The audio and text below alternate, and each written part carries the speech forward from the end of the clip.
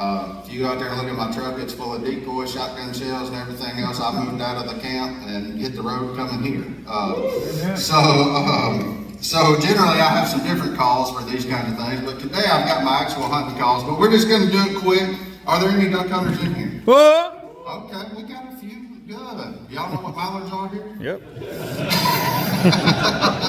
I've hunted all over this area. I know.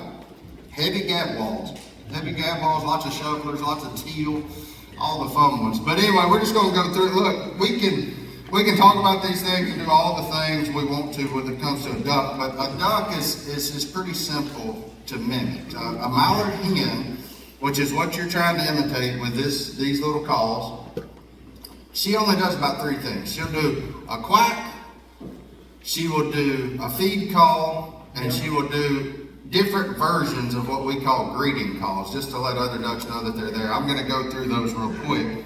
And the quack is probably the easiest. We've all heard a duck quack, right? Just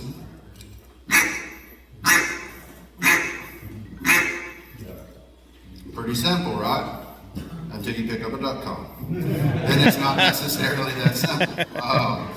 But I tell everybody, if you have questions, just imagine you're saying 10 into the duck call. So what you're doing when you say 10 is your tongue starts on the roof of your mouth, and then it ends on the roof of your mouth. And that move is what puts pressure into the duck call, where if you just blow it,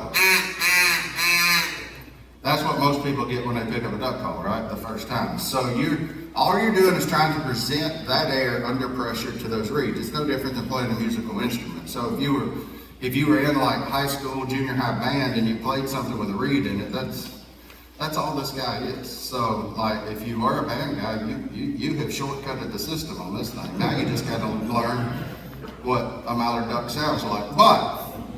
So that's the quack. To do the greeting calls, you're just going to put 3, 5, 7 of those quacks together, basically. The first note being the longest, and then as you go, they get a little shorter each time. So just something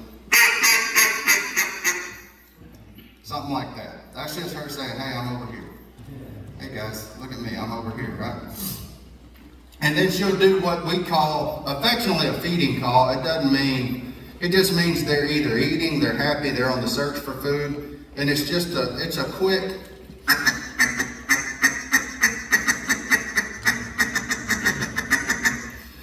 Now, you listen to these duck calling contests and everything, and you think that a feeding call is really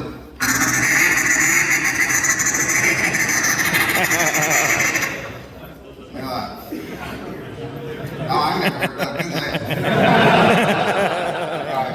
And then you ask them, like, well, what are you trying to do? They're like, well, we're trying to sound like a bunch of them. I'm like, okay. You ain't got the 12 decoys and ain't none of them moving.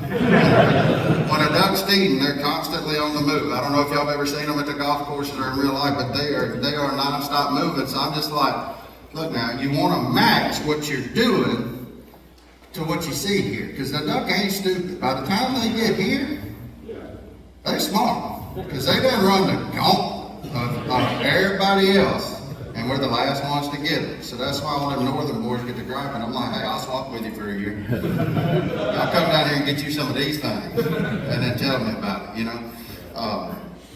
But that's really, in a nutshell, what ducks do. I tend to agree with Phil on the premise of like, well, y'all need to do calling contests and all that. I'm like, well, look, let me tell you something. Until a mallard hen can enter a calling contest and win it, I'm out. So, and there ain't a mallard hen, she ain't even gonna make top 20 in one of the things. So, like, if the duck can't do it, I ain't doing it either. And then we make a bunch of different calls. You know, another duck that's prevalent here in Texas, I'll go through that, is a teal. Y'all have green wings and blue wings here a lot, and probably even some lost cinnamons from time to time. But teal, super simple, especially blue wings and green wings. The hens, very similar to the mallard, just a shorter, choppier kind of cadence. It's just something like that is what she will do. So whenever you see teal flying by, you can something like that. You know, it's on the same rhythm of a mallard, it's just shorter, choppier. And if you can't do that and you want to be the boy, you can just do that. That's it. That's all he does. That's all the green-winged teal drake does. The hen, and then the drake. Now, you know, if you look on Google, I found this pretty interesting on this. You know, a woman says 20,000 words a day. 20,000 on average. You know how many a man says? 3. On average? 3. 7. 7. 7,000 words a day to 20,000. And I just find it funny that ducks have got this figured out, right? And then he's over there.